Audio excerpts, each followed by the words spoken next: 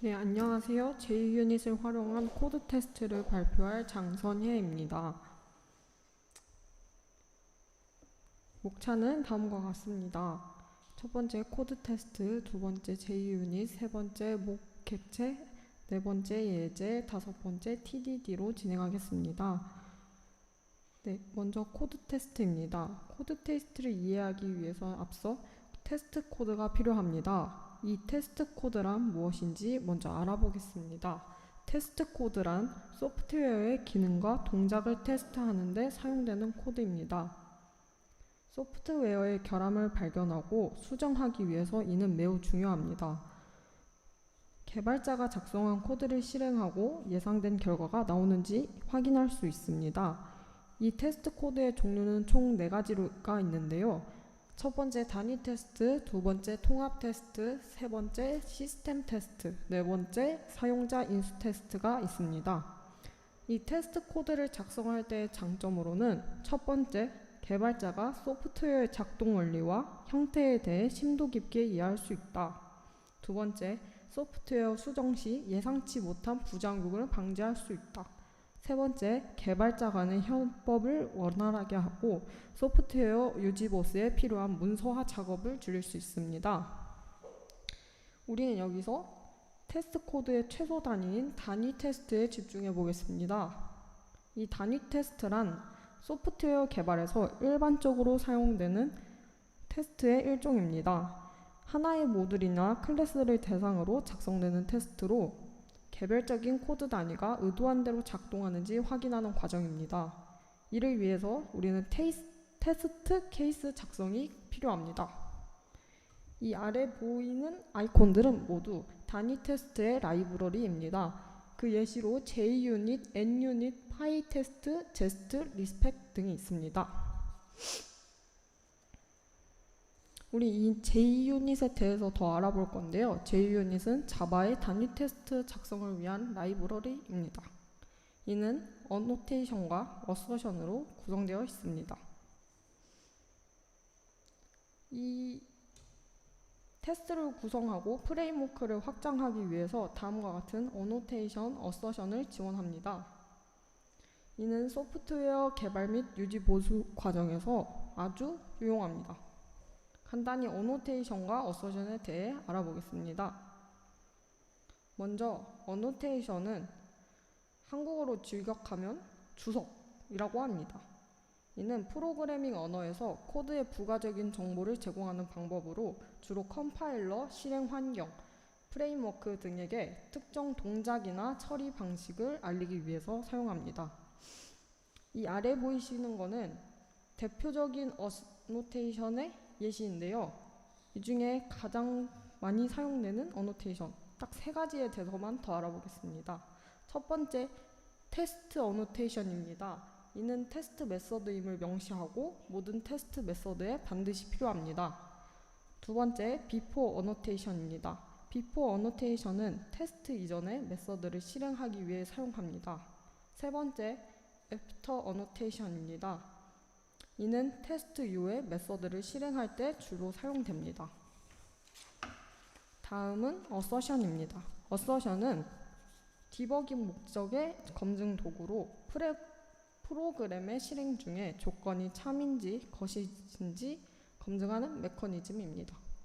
특정 조건이 참이 아닐 경우 예외를 발생시키며 코드의 일부분이 올바르게 작동하는지 확인하고 컴파일러나 다른 도구들에게 추가 정보를 전달할 수 있습니다. 이 어서션의 예시로 가장 많이 사용되는 assert equals와 assert not equals가 있습니다. 이 2가지 어서션은 모두 예상값과 실제 값을 비교하고 그에 대해서 값이 일치하냐, 일치하지 않느냐에 따른 반환을 합니다. 네, 저희가 이제 단위 테스트에서 빠질 수 없는 목객체에 대해서 알아볼 건데요. 이 목객체는 저도 이번에 처음 알게 됐습니다. 이는 JUnit과 주로 사용되며 모키토라는 라이브러리를 사용하여 구현이 됩니다.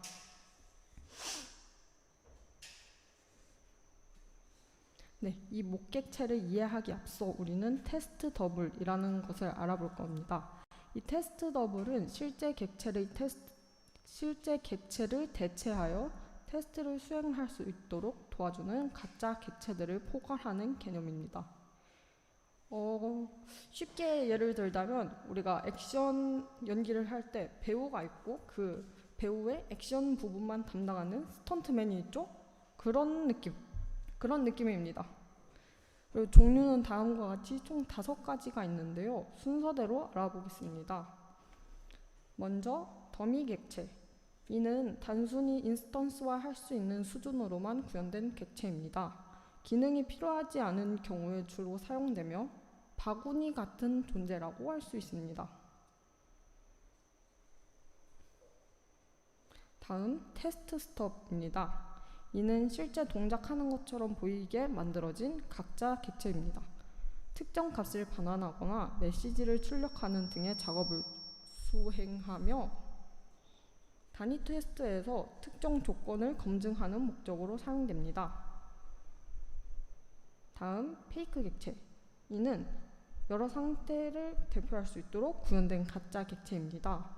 실제 로직이 구현되어 실제 DB에 접속하여 동일한 모양을 보여줄 수 있는데요. 단위 테스트에서는 특정 상황에서 연결 또는 연결 해제 동작 등을 확인하거나 가정할 때 사용할 수 있습니다. 예를 들어서 생각을 해보면 저희가 JDBC를 사용할 때 그 특정 구문을 생각하면 이해가 빠릅니다. 다음 테스트 스파이입니다. 이는 자기 자신이 호출되었을 때 확인이 필요한 부분을 기록하기 위해 사용되는 가짜 객체입니다. 주로 상태 변경 여부를 기록하고 검증합니다. 마지막으로 목 객체.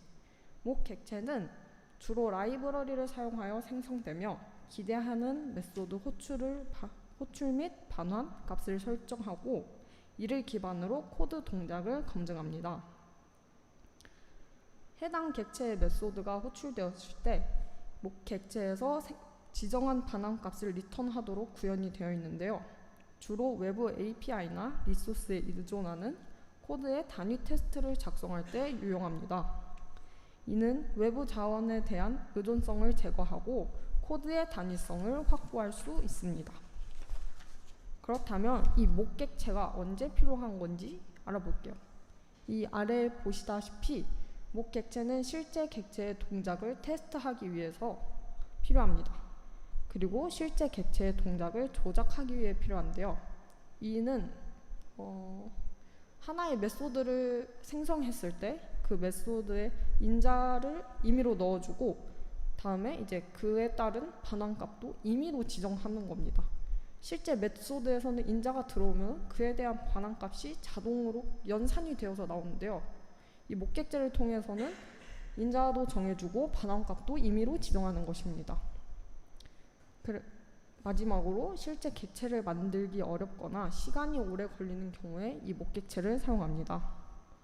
그럼 우리가 이제 JUnit의 어노테이션과 어서션 그리고 목객체에 대해 알아봤으니까 아주 간단한 예제를 통해서 이게 어떻게 쓰이는지 확인해 보겠습니다. 이 간단한 예제는 아주 간단한 계산기입니다. 이는 2개의 정수만을 사용하며 이 2개의 정수 A와 B에 대한 덧셈, 뺄셈에 대한 메소드를 생성합니다. 그리고 이 2개의 메소드는 assert equals와 assert not equals를 사용하여 테스트됩니다. 네, 이 calculator라는 클래스는 math service라는 인터페이스를 통하여 구현이 됐습니다. 그리고 여기를 보다시피 보면은 이 테스트 케이스 클래스를 보시면 before each annotation을 사용하여 각 테스트 실행 전 초기화 기능을 할 수 있고요. 다음 after each annotation을 사용하여 각 테스트 실행 후에 호출하는 기능을 보이고 있습니다. 세 번째, after all annotation을 사용하여 모든 테스트 종료 후에 호출되는 기능을 가집니다. 그리고 저 테스트 애드와 테스트 서브트랙트 메서드를 보시면 이는 모두 테스트 메소드임을 테스트 어노테이션을 통하여 명시하고 있습니다. 그리고 이 테스트 메소드를 모두 보시면 assert equals, assert not equals assertion이 사용된 걸 보실 수 있습니다. 그 결과로 아래와 같이 after each test 두 줄 하고 after all test 라는 구문이 출력이 됐는데요. 이걸 보고 우리는 테스트가 정상적으로 작동했구나 를 확인할 수 있습니다.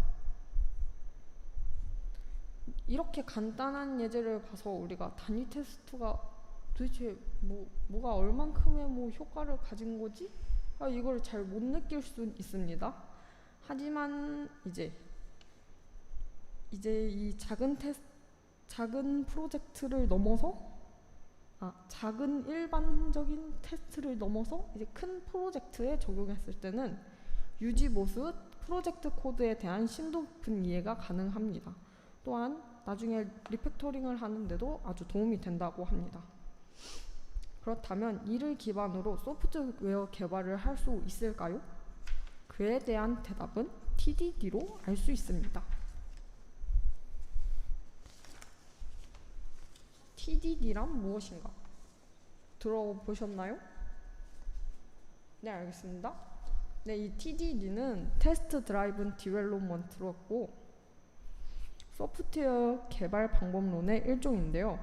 선 테스트 후 개발 방식의 프로그래밍 방법입니다. 이는 자동화된 테스트 코드를 작성한 후 테스트를 통과하기 위한 코드를 개발합니다. 네, 이 TDD를 사용했을 때 얼마나 큰 장점이 있는가, 왜 사용을 해야 되는가 알아보면 첫 번째로 객체 지향적인 코드 개발이 가능합니다. 코드의 재사용성을 보장하기 위해 코드의 재사용 보장을 명시하기 위해서 기능별로 다시 하겠습니다. 이 TDD의 장점은 첫 번째, 객체 지향적인 코드 개발이 가능합니다. 코드의 재사용 보장을 명시하여 기능별로 모듈화가 이루어집니다. 이는 의존성 그리고 종속성이 낮은 모듈로 조합된 소프트웨어 개발을 가능하게 하며 따라서 모듈 변경 및 수정이 소프트웨어 전체 구조에 영향을 미치지 않게 됩니다. 두 번째, 설계 수정 시간을 단축시킬 수 있습니다. 테스트 코드를 먼저 작성하기 때문에 최초 설계안을 만족하게 하며 입출력 구조와 기능 정의를 명확하게 하여 설계의 구조적 문제를 바로 찾아낼 수 있습니다. 세 번째, 유지 보수가 용이합니다. 단위 테스트 기반의 테스트 코드를 작성하기 때문에 추후에 문제가 발생하였을 때 각각의 모듈별로 테스트를 진행할 수 있습니다. 따라서 문제의 지점을 쉽게 찾을 수 있습니다. 네 번째, 테스트 문서를 대체할 수 있습니다. 코드를 작성하기 전에 먼저 테스트를 작성합니다.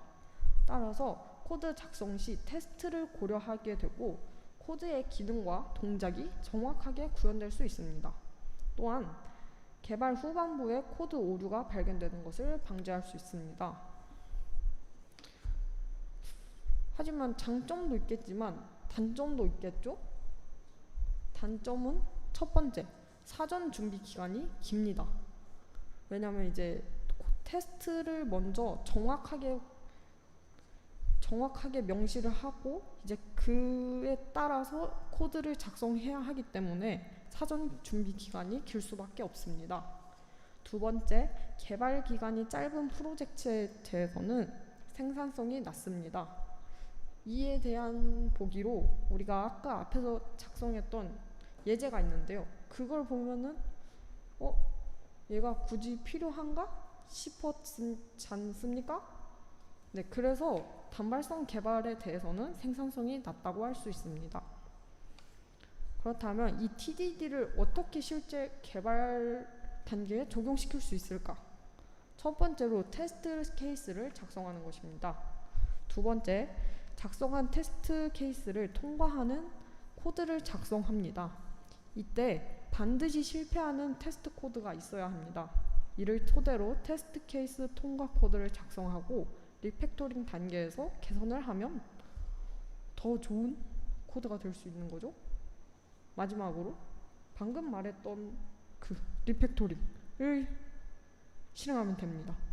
그리고 이 세 단계를 계속 반복 진행하고 점진적으로 개발을 진행하면 TDD 개발 가능합니다.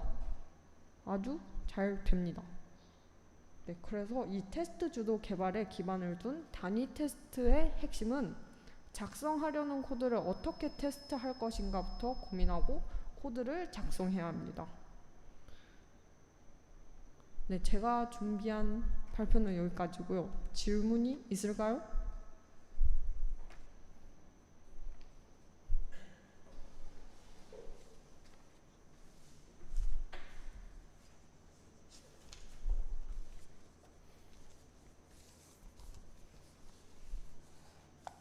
네, 그 중간에 코드 재사용성을 보장해서 모듈화 하면은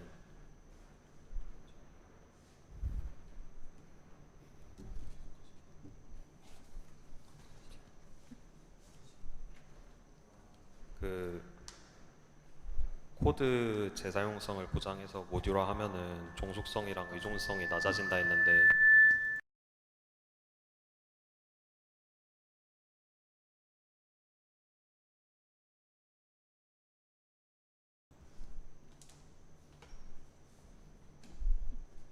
코드 재사용 질문 한 번만 더 들을 수 있을까요?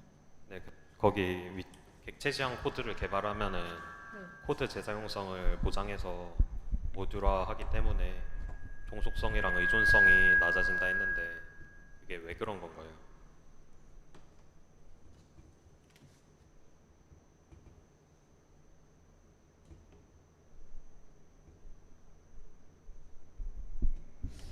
제가 이해한 바로는 이제 코드의 재사용성을 보장하는 게 비슷한 기능을 가진 같은 기능을 가진 코드를 여러 개 작성하기보다는 그냥 하나로만 기능을 명확히 하는 거잖아요.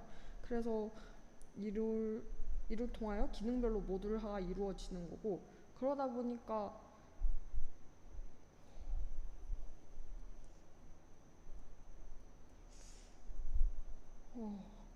제가 방금 생각해봤는데 이 부분은 제가 공부가 부족했던 것 같습니다. 추후에 공부를 더 진행해서 발표해보도록 하겠습니다. 감사합니다.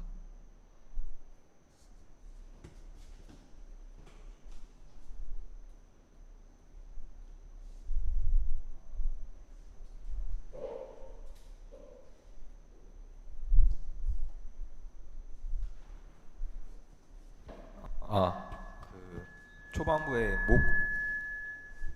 초반부의 목 객체에 대해서 말씀하신.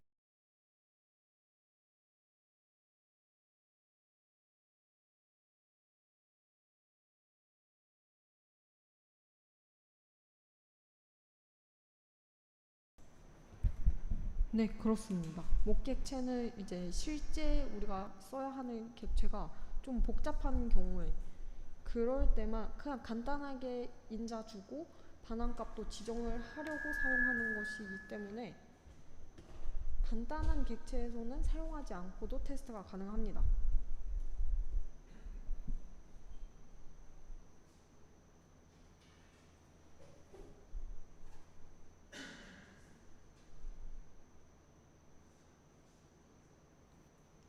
네, 단위 테스트 할 때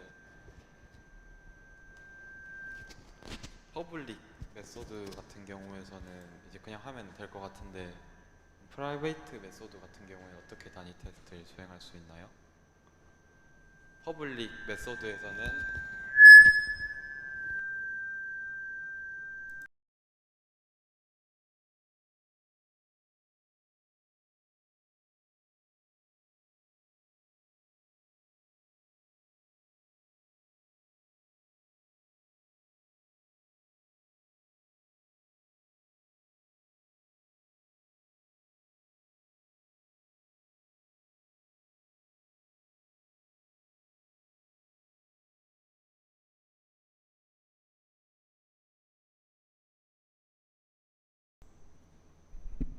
부분을 구체적으로 찾아보지는 않았지만 일단 가능했다고 생각합니다.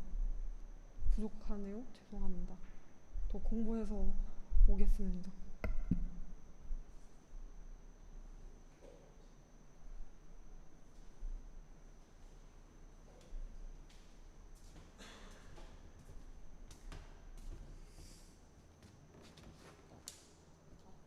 끝나셨나요?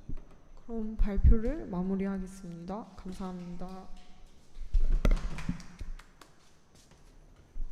네, 다음 발표 바로 이어서 시작하겠습니다.